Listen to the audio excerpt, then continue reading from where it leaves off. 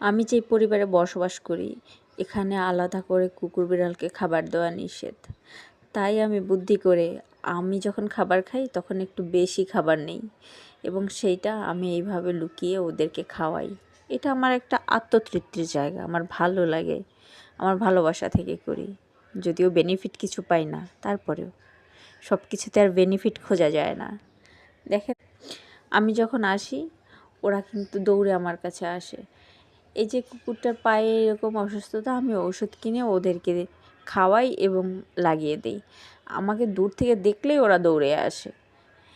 ওরা এমন হয়ে গেছে, আমাকে দেখলেই ওরা বুঝে যায়, মনে হয় আমার গায়ে একটা গন্ধ আছে যেটা ওরা দূর থেকেই খেয়াল করে বুঝতে পারে।